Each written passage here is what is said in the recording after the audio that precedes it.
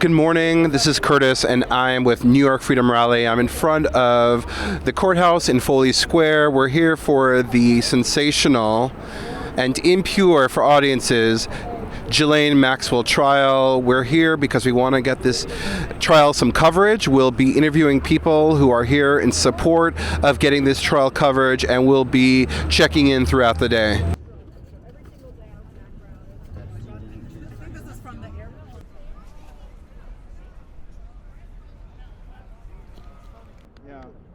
Human slavery.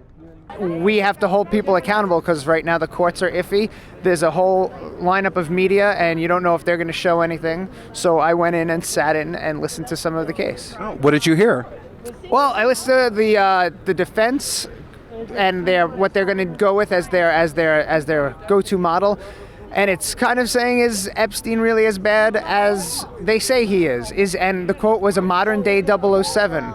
And he could be this really good guy that was really just trying to give money to these underage girls to better their lives. But he's not on trial. Maxwell's on trial, and that's where they're trying to separate it. And they're trying to already discount the witnesses because there's the witnesses because they're saying there's no one there to corroborate the story, and it's a money grab. This is the trial of the century. Many members of politics, entertainment, sports are involved. We must start doing our shadow work. One judge deemed this case to be too impure and sensational for general audiences. Now, all of a sudden, as a culture, we have become a prude. Is that right? How many of them that crossed the border, like we saw about a month ago in the news, they did a report about all these unaccompanied minors in a plane to New York. And they asked about their hokey-pokey shot status and not, the real story, like what was their final destination? Why were they sent over to New York?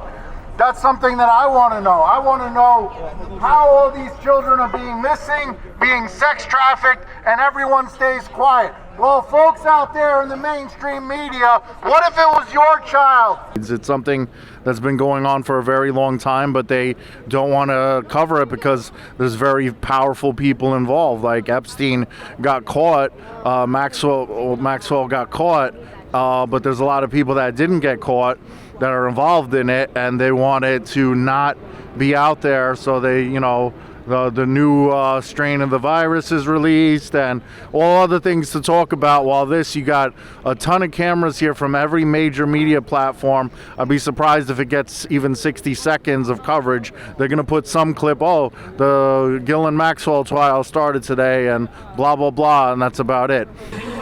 Liberty or death, cause that's what you want now. It's liberty or war, and God is at the head of it. So your attempts are all irrelevant. Giving all the weapons to the Taliban. Not again. I'm feeling burst about it, yo, so I'ma give him some more. Into the FBI can pick him up though. With some allegations faker than Kamala and Joe. The Blasio gotta go. Eric Adams better know that the NYFR ain't playing no more. We want no new normal. If you really wanna talk, we can all be cordial. They're ready for the fact that we're not against mortals. Why are the networks desensitizing this? Like, what does it matter to them? That they have to play these word games and weaken all of these things and it's not that much. And call us all conspiracy. What does it matter so much to them? There could only be one answer. They're implicated. 800,000 children go missing every single year in the United States alone. Just check Google. Why don't we care? Are we so apathetic? We're so indifferent?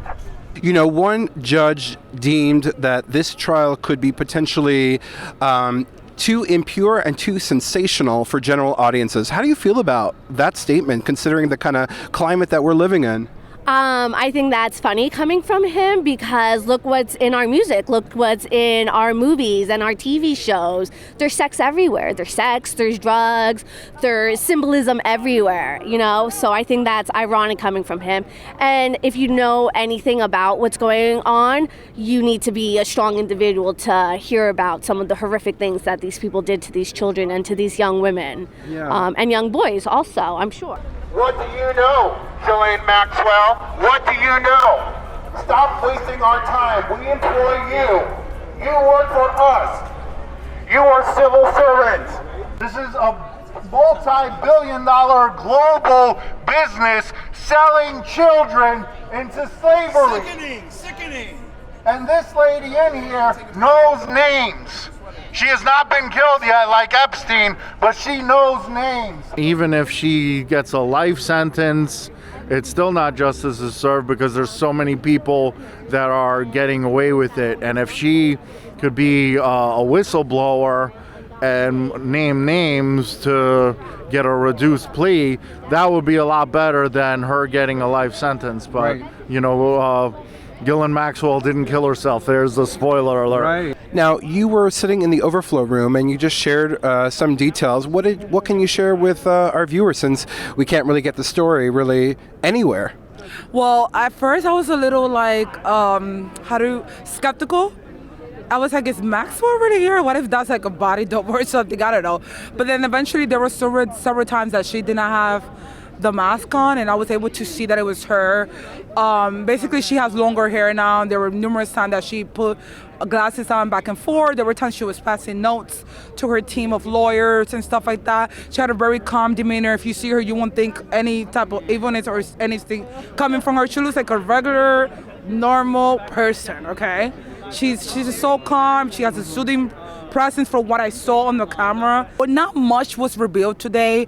They started like giving us the story, how it started back in 1994, how they went around recording girls and things of that nature. And then it left off with them interviewing or questioning the pilot. So we haven't gotten to like the deep details, but if the justice system is going to do right, I'm going to be very shocked by that if it ends up that they find her guilty. I don't know, because I'm the type of person that, to me, all the world is a stage, like Shakespeare said. So I don't really have any confidence in the justice system. Every single department of our lives has been infiltrated and is sick, and we need to abolish the system to start a new, healthier system. But however, the only way to really change that is we look within ourselves and do our own, like you always say, our own shadow work to realize, like, hey, I'm sick, I need to change, I need to become a healthier person. But that takes self-accountability and self-responsibility, which most people don't have the guts to do that. Well, let's hope that we can inspire and encourage some people to start doing their shadow work. Great. Thanks for your time and thanks for everything you do. I'm here in Foley Square with the incredible Joe Curtis of New York Freedom Rally.